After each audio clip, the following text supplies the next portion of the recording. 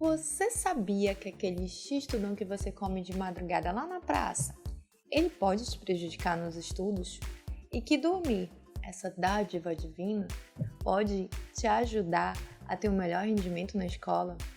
Pois é, estas curiosidades e outras dicas de como se tornar um bom estudante eu vou compartilhar com você nesse vídeo.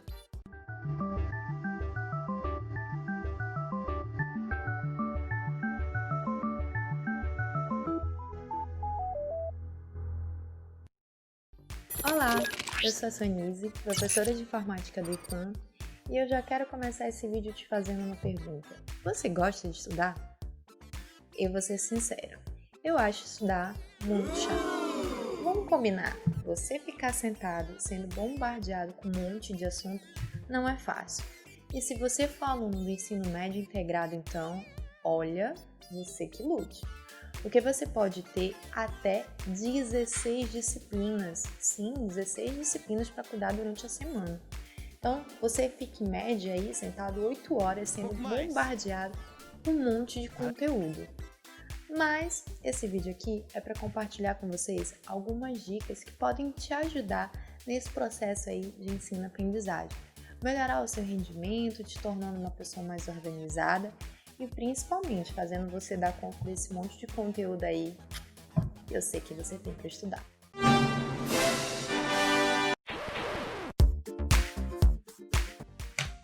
Dica número 1. Essa é uma dica de ouro. Ou seria dica de 9? Bom, se você é meu aluno, com certeza essa é uma dica de 9, porque eu vou te cobrar uma atividade relacionada a essa dica. Mas independente de ser meu aluno ou não, vamos à dica.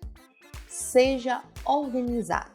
Organização é tudo, seja para sua vida pessoal ou vida acadêmica. Organize a sua agenda, o seu calendário, a sua rotina, o seu dia a dia. Organize o espaço físico onde você vive, onde você vai estudar.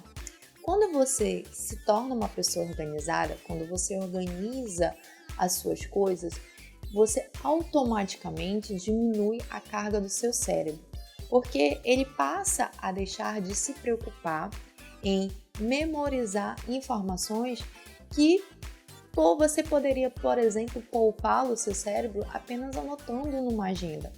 Por exemplo, quando o professor passa uma atividade para você, você não precisa ficar lembrando quando você precisa entregar aquela atividade, se você anota numa agenda.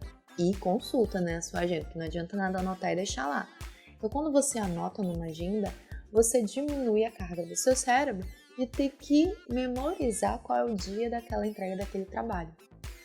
Outra dica é quando você organiza o seu ambiente físico. Procure sempre ter um lugar calmo, tranquilo, sem muitas distrações quando você for estudar. Por exemplo, se você está estudando no IFAM, você pode ir para a biblioteca, que é um lugar mais silencioso.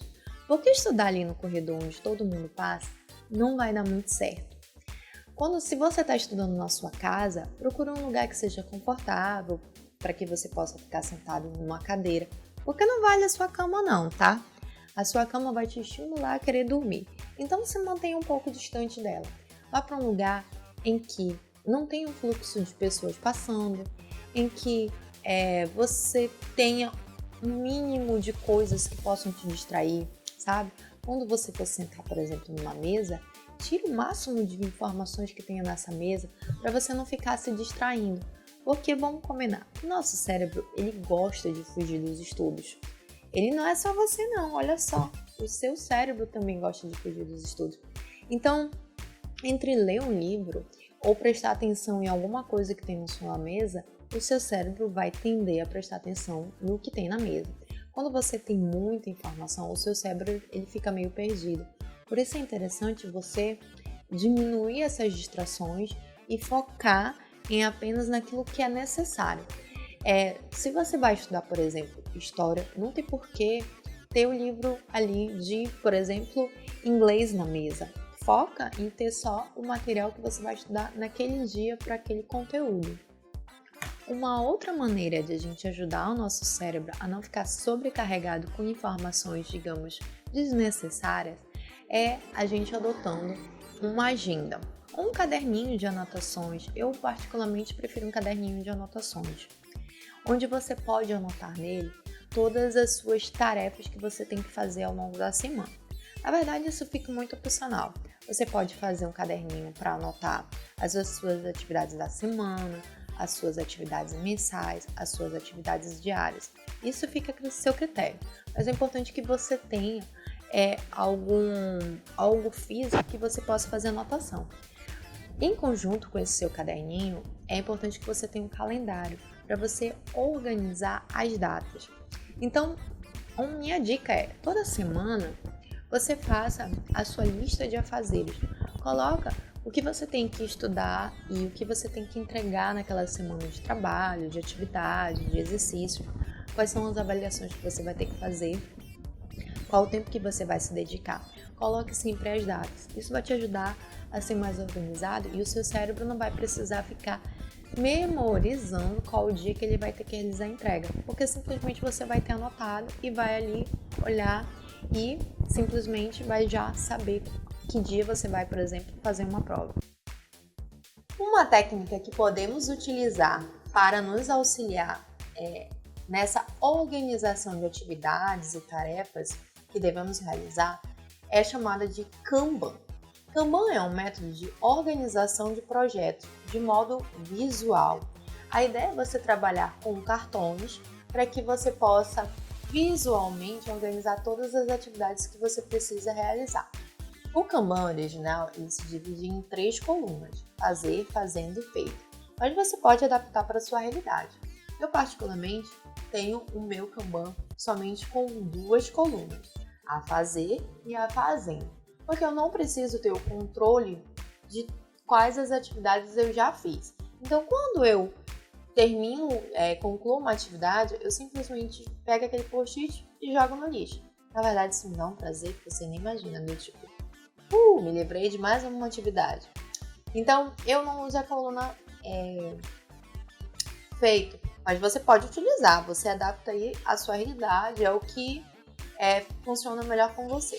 Dentro da coluna fazer, eu ainda criei outras subcolunas, subcategorias, onde dentro dela eu coloquei para cada coluna uma disciplina. Então, por exemplo, eu tenho a disciplina de FDW e dentro dela, naquela coluna, eu vou colocar todos os post-its de todas as atividades que eu preciso realizar relacionada àquela disciplina. E assim você consegue gerenciar todas as suas atividades. Você pode fazer o Kanban numa cartolina, você pode fazer o Kanban no seu caderno, você pode ainda usar aplicativos no celular. Um que eu gosto muito de utilizar é o Trello. O Trello você consegue ter esse gerenciamento desses Kanbans de modo visual e você pode ainda convidar pessoas para trabalhar com você. Então, em trabalhos em conjunto, por exemplo, projetos integradores, é muito interessante nós trabalharmos com o Trello, porque a gente consegue fazer isso de modo online e todo mundo consegue colaborar. Mas aí fica ao seu critério, veja o que funciona com você, tá? E se você também, por exemplo, eu quero usar só digital, então use o Trello ou outro aplicativo. Existem vários nessa linha de Kanban, né? Eu quero só no papel, então pega uma cartolina, pega o caderno, enfim. Veja o que se adequa melhor à sua realidade. Segunda dica: use diversas técnicas e diversos tipos de materiais. Quando você for estudar um conteúdo, busque em livros, e-books, videoaulas, podcasts. Por mais que, por exemplo, você seja mais visual, permita-se também utilizar outras fontes de materiais.